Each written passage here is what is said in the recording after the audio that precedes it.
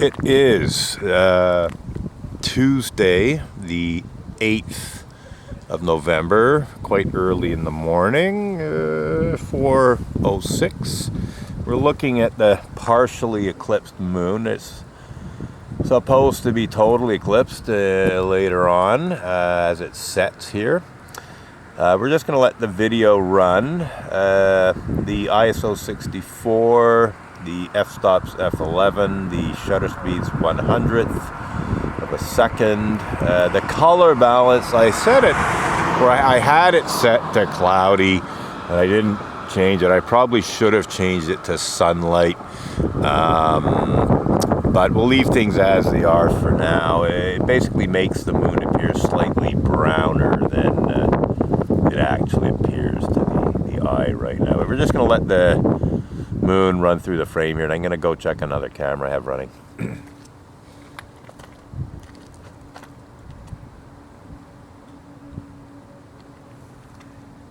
That's it.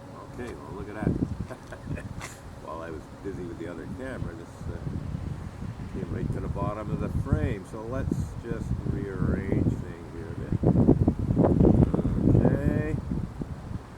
So I said we'll just let the moon fall through the frame, and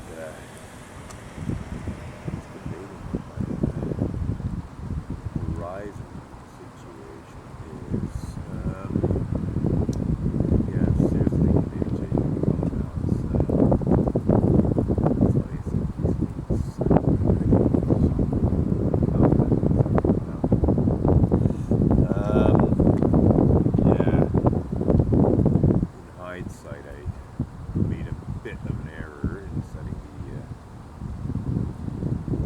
color balance.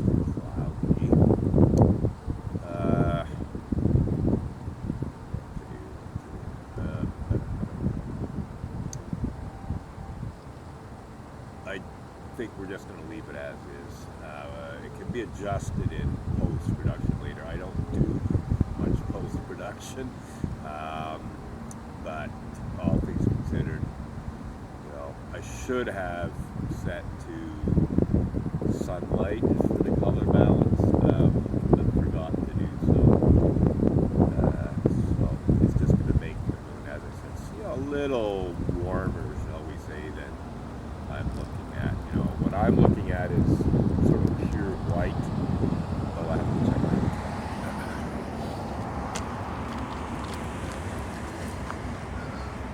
that. Oh, not too bad, not too bad. So we're right near the middle of the frame. The moon is definitely getting quite eclipsed on top there. So again, ISO 64, f11, 100th of a second. It's a 400mm Nikkor EDIF manual focus lens from the late 1970s or early 1980s. And, the moon's not huge, but the whole idea is to be able to have the moon, move through the frame. If I had a more powerful lens, you wouldn't see they would move through the frame quite a bit quicker. I'd have to be doing more adjustment. Definitely getting quite eclipsed there on top. I'm going to go have a look at my other camera.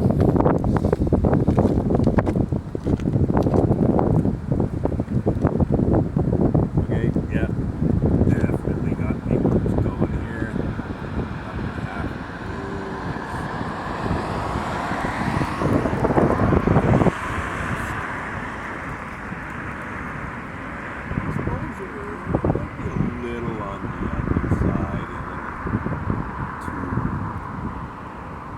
That will give us more detail, in the surface of the moon than it might otherwise give us.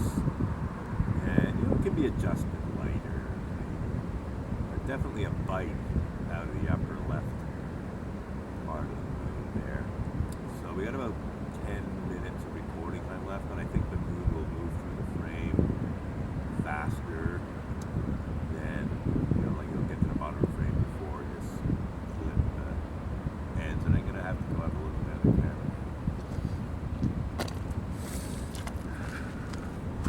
Okay, alrighty. So I don't know if you can hear me talking to the other camera, which is about 10 feet behind me. I have another camera with a 300mm lens and a doubler, and it's also running video for the time being. So yeah, we're not doing too badly here. We got a nice detail on the surface of the moon. As I said, a little warmer, browner than it really should be, thanks to not changing. Again, 1100th of a second shutter speed, ISO 64. Let's see, we're getting some wind vibration here. Anyway, we're just gonna let that run a bit, and I'm gonna have a look at the other camera.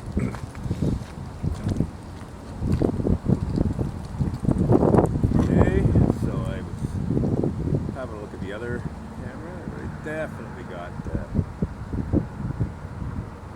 good chunky clips there, you know, very clearly see the clips in the upper left part of it. We're just going to keep shooting video, I think, for the partial phases. I don't see much point in shooting stills. It might take one or two between clips. Yeah, it's looking pretty good on this screen in terms of video. There's 8 minutes recording time left here. So I think what I'm going to do is just reposition my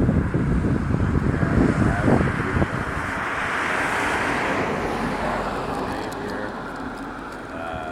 So I'm not going to out, and there goes my battery light, so maybe I will. I'm going to let this run as long as possible. I'm not going to change the batteries right now. I'll wait till either the 7 minutes and 30 seconds time runs out or the battery dies. I don't think the battery will die before 7 minutes. So we're going to reframe it. It's getting to the bottom of the frame. Move a little left. Whoops, amazing. Off. There we go. So we're just going to let the moon come down through the frame here. And I'm going to go have a look at my other camera. Get the battery ready while I'm at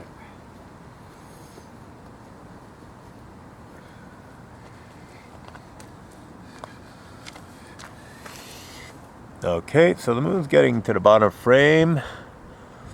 So I think we'll reposition, and we shall just move a little that way, lower the camera so the moon's near the top more, a little more to the left. I think we can take it a little higher. Nah, that's good enough. We'll just let the moon run through here. We've still got about 11 minutes and 30 seconds of recording time left. Again, base ISO of 64, f11, 100th of a second on a Nikon D810. The lens is a 400mm EDIF lens, and I have to go look at my other camera.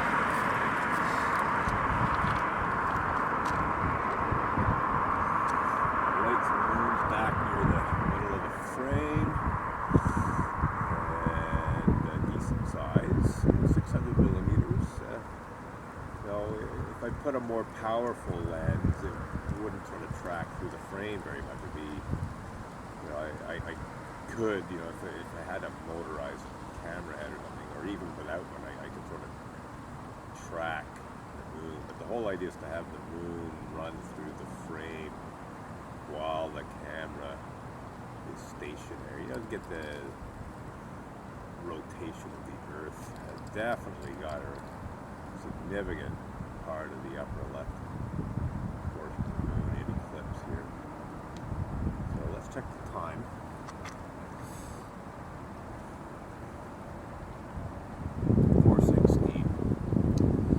So again, okay, so the battery, as I said, is showing that it's should get 5 minutes recording time. Well, we'll just let the camera run. I'll change the battery when the recording ends, either by the time running out or by the battery giving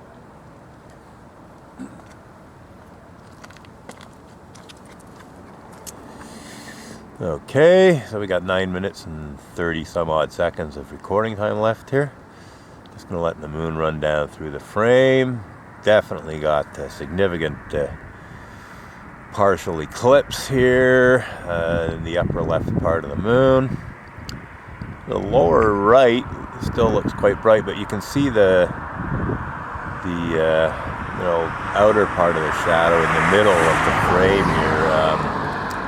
So that's quite interesting. Yeah, so we're just going to let the camera run.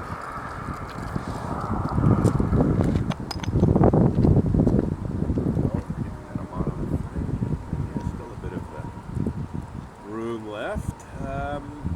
So again, I think I've already mentioned it, but it is Tuesday the 8th of November, quite early in the morning.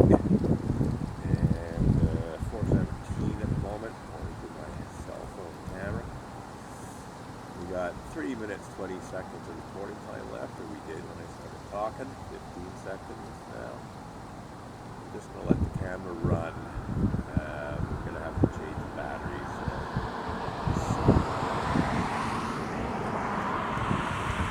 Yeah, definitely got the eclipse. Gee, at the bottom of my street, there's a big lot, open lot. There's a fair bit of street lights around, but they seem to be okay in terms of glare. I do have a built-in lens hood on this lens and its extension to keep stray light off. I'm going to have to go have a look at my other camera.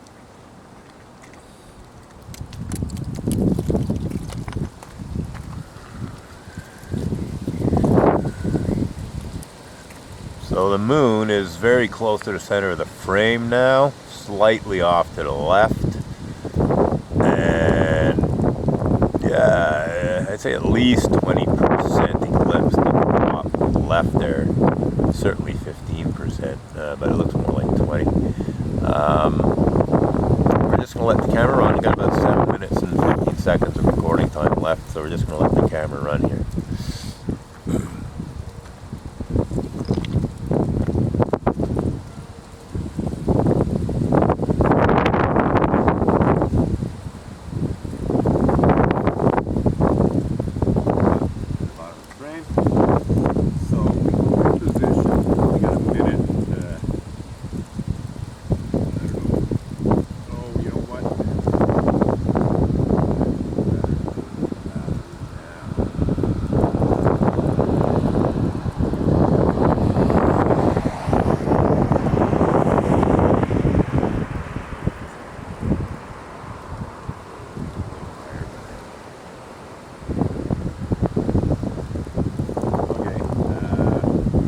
We'll just let it run, but we're going to have to change the battery soon.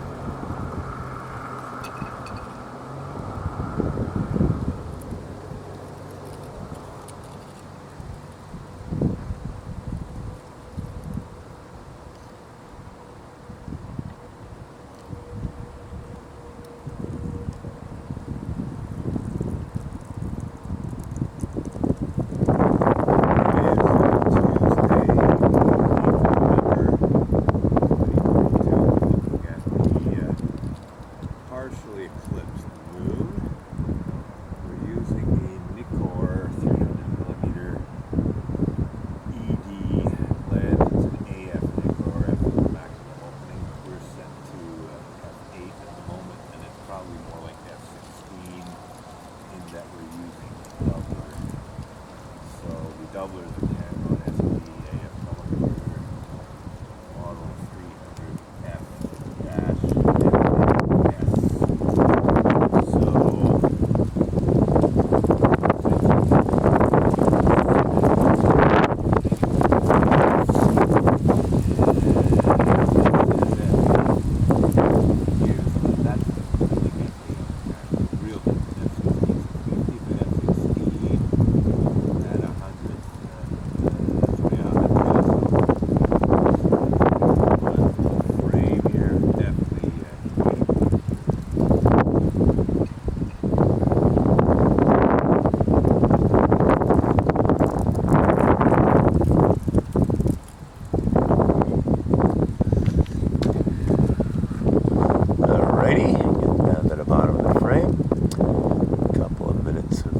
Time left, well, 3 minutes actually.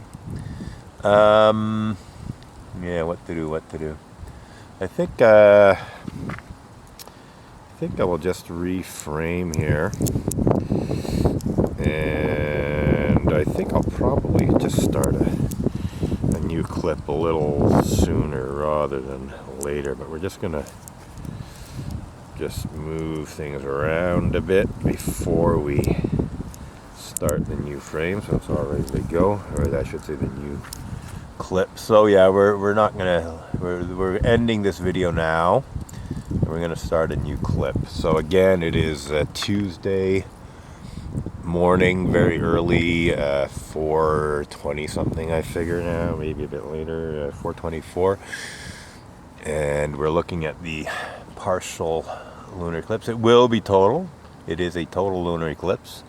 As the sun is setting here, but for the time being it's partial. I'd say 15 to 20% coverage from the look of things at the moment, and we got about a minute and 40 seconds of recording time left, so we're gonna have to start a new clip. I'm gonna reposition a bit just to the left, and should I raise the